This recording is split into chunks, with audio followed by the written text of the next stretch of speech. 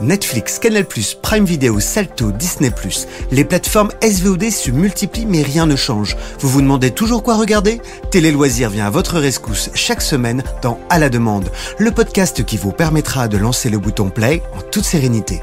À la fin des années 90, j'ai une dizaine d'années et ma sœur, Amélie, que j'embrasse d'ailleurs, était une grande fan de Dawson diffusé le samedi sur TF1.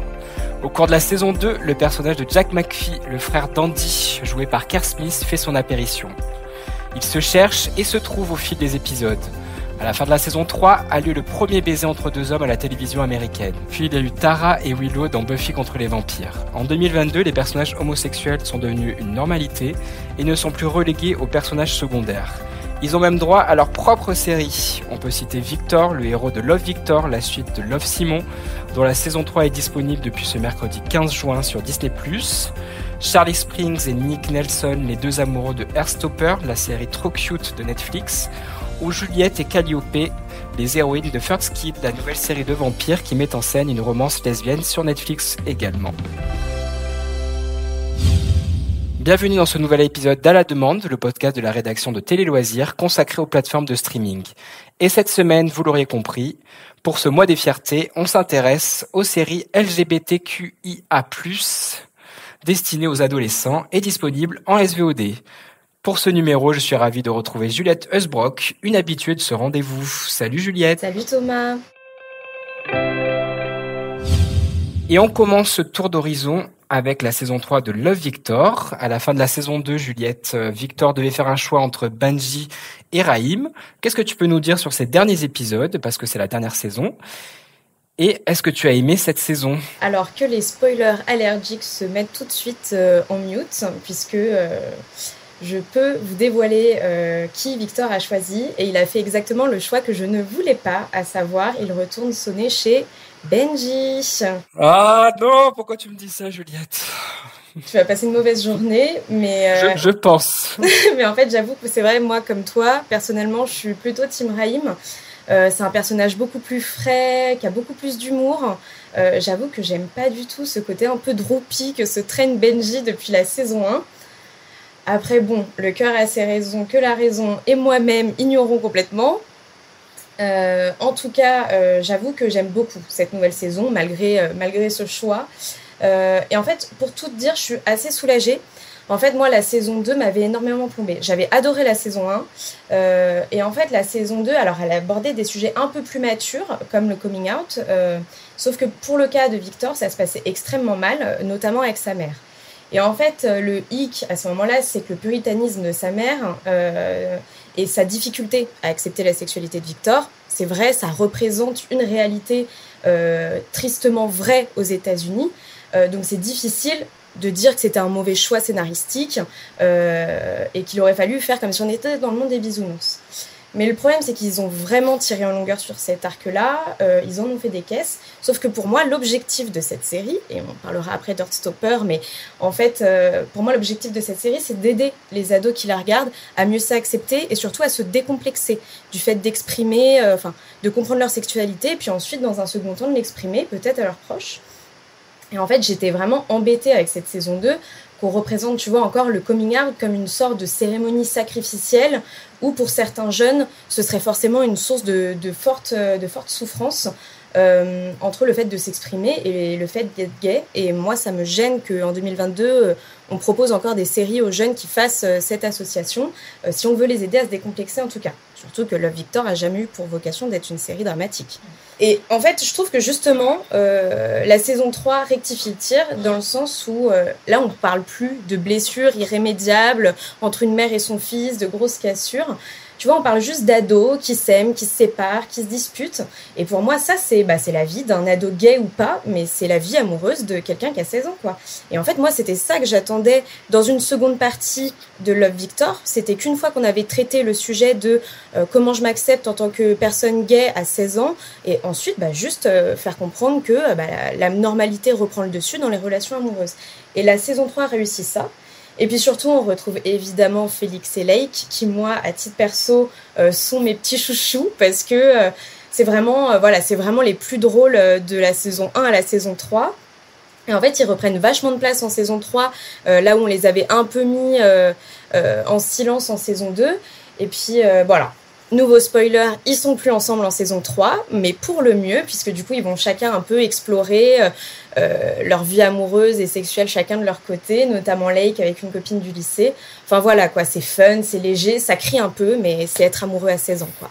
Alors Juliette, comment ne pas parler des séries LGBTQIA+, sans parler de Heartstopper, qui a été aussi un coup de cœur pour moi en avril dernier sur Netflix. Est-ce que toi aussi, cette série t'a plu ? Enfin là, c'est succès complet, toutes les cases sont cochées.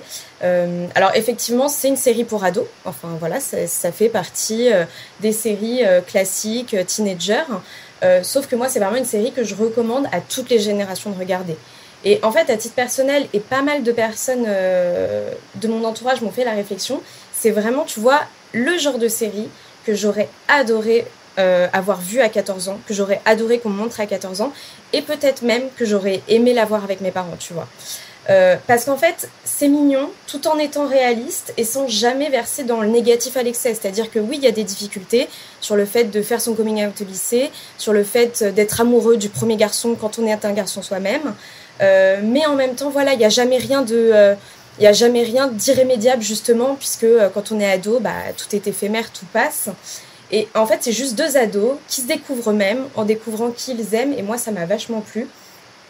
Et oui, c'est riche en passion et en désespoir, mais ça reste assez pédagogique. Et en fait, pour moi, c'est rare de voir une série LGBTQIA+, avec aussi peu de clichés. Et tout à l'heure, tu vois, pour Love Victor, en fait, je te parlais de la scène de coming out entre Victor et sa mère. Et là, il y a une scène de coming out entre Nick et sa mère, qui est interprétée par notre reine à tous, Olivia Colman. Oui. Et oui, cœur sur elle. Et en fait, il avoue à ce moment-là à sa mère qu'il est amoureux de Charlie. Et en fait, ce qui m'a touchée, tu vois, dans cette scène, c'est la simplicité de sa réaction à elle. Il n'y a pas de drame, il n'y a pas de joie excessive non plus.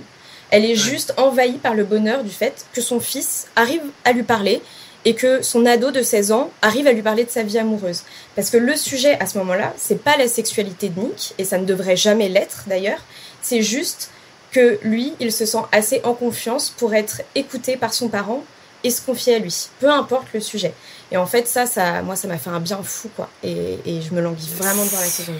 Alors, je crois que tu as beaucoup moins aimé First Kill, qui est la nouveauté de Netflix qui est sortie le 10 juin dernier. Peux-tu nous dire pourquoi, Juliette ? Tu me lances sur le sujet en sachant pertinemment que je vais ressortir mon petit pieu en argent pour assassiner cette très très mauvaise série de vampires. Pourtant, tu l'attendais avec impatience. Je l'attendais avec grande impatience. Je t'en parlais depuis des semaines. Parce qu'en fait, je suis exactement le public cible. C'est-à-dire que malgré mon âge, j'adore les séries teenagers. J'adore les séries de vampires. Enfin, Buffy, ma passion depuis ma plus tendre jeunesse. Et j'adore les séries queer. Donc du coup, pour moi, ça cochait énormément de cases. Et puis j'attendais, tu vois, une série qui soit la digne héritière de Vampire Diaries ou justement de Buffy, mais version 2022. Bah c'est encore loupé, ce sera pas pour cette fois-ci. Et pourtant vous l'aurez compris maintenant, je suis friande des séries inclusives. Sauf que l'inclusivité fait évidemment pas la qualité. Donc pour te pitcher rapidement ça, Juliette est une vampire, Calliope est une chasseuse de vampires, et forcément ça donne quoi ? Boum, ça donne un coup de foudre. En soi, leur relation, elle n'a pas vraiment de sens parce que ça arrive de n'importe où, mais elle est plutôt pas mal traitée sur le plan de l'inclusivité, puisque dans la série, le fait que ce soit deux filles, c'est jamais vraiment un sujet. Et ça, c'est plutôt appréciable. Voilà, c'est juste une histoire d'amour, façon Roméo et Juliette. Donc voilà, juste on comprend pas vraiment d'où ça sort, dans le sens où elles se sont vues une fois et demie, elles ont rêvé d'elles, elles ont rêvé mutuellement l'une de l'autre, on ne sait pas pourquoi, 2 fois. Donc voilà, c'est très soudain. Par contre, pour moi, il y a un vrai problème sur cette série, que ce soit au niveau de l'écriture, du scénario, c'est du vu et revu et re-revu. Et même au-delà de ça, la mise en scène, mon Dieu, et puis le jeu d'acteur, Enfin voilà, on dirait vraiment une très mauvaise fanfiction de Buffy sur laquelle on serait tombé, tu vois, une nuit d'insomnie sombre et difficile. Moi, je préférerais, en fait, quitte à parler de séries lesbiennes qui peuvent apporter un petit éclairage aux jeunes, je préfère te parler étonnamment de The L Word. Donc tu vas me dire, tu me ressors une vieille marotte des années 2000. Et oui, je sais que les ados d'aujourd'hui n'étaient pas nés quand The L Word est sorti et était diffusé. Et en fait, il y a une suite qui est sortie. La première saison est sortie il y a 2 ans et demi maintenant, qui s'appelle donc The L Word Generation Q, qui est dispo sur Canal+. Et donc en fait, c'est une suite qui fait revenir une grande partie des anciennes. Donc voilà, pour les gens comme toi et moi qui ont aimé The L Word dans les années 2000, il y a de quoi nous satisfaire.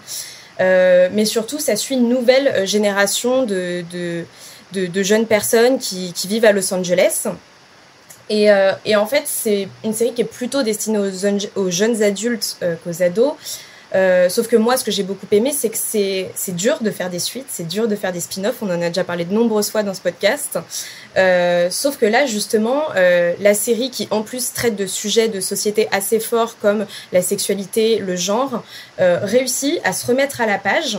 Alors, je dirais pas qu'elle est aussi révolutionnaire que ce qu'elle a été dans les années 2000, mais voilà, elle réussit à récupérer le rythme, surtout en saison 2. Et là, la saison 3, d'ailleurs, le tournage vient de commencer.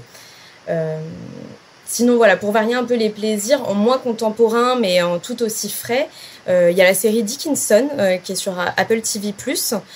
C'est avec Hailee Steinfeld, voilà, que les fans de Marvel reconnaîtront rapidement. Et donc en fait, ça revisite de façon très moderne l'histoire d'amour entre l'écrivaine Emily Dickinson et Sue Gilbert. Et c'est une série qui est extrêmement drôle. Et sinon, alors c'est plus les personnages principaux des séries, mais évidemment, je peux pas finir ce podcast sans recommander aux ados qui se chercheraient de voir évidemment Sex Education. Voilà, je pense que c'est un incontournable pour les jeunes et les moins jeunes. Et même Scam, que ce soit la version scandinave comme la version française. Ah bah la saison 3 de Scam est très très belle. Et c'est les personnages principaux pour le coup, l'intrigue est sur eux. C'est magnifique cette saison 3. Sur France.tv ou Salto. Exactement. Donc franchement, foncez. Donc voilà. Et écoute, je vais m'arrêter là parce que sinon on y est encore demain. Et j'ai l'impression que tu n'as pas de rosé à me proposer dans ton tiroir. Donc tant pis pour vous. mais voilà, en tout cas, je pense que là on a un bon aperçu que vous soyez parents ou que vous soyez ado, de ce qu'il faut regarder, ce qu'il faudrait regarder si c'est des questions sur lesquelles vous avez envie de ne serait-ce que vous mettre à jour, même si vous ne vous sentez pas nécessairement concerné, quoi. Merci beaucoup Juliette pour tous ces coups de cœur que tu as partagés avec nous. Avec grand plaisir. Rendez-vous à la semaine prochaine pour un nouvel épisode d'À la demande et n'hésitez pas d'ici là de nous soutenir ou donner votre avis sur le podcast. Vous pouvez retrouver ce podcast sur Deezer, Spotify, Apple Podcasts et toutes les plateformes de podcasts.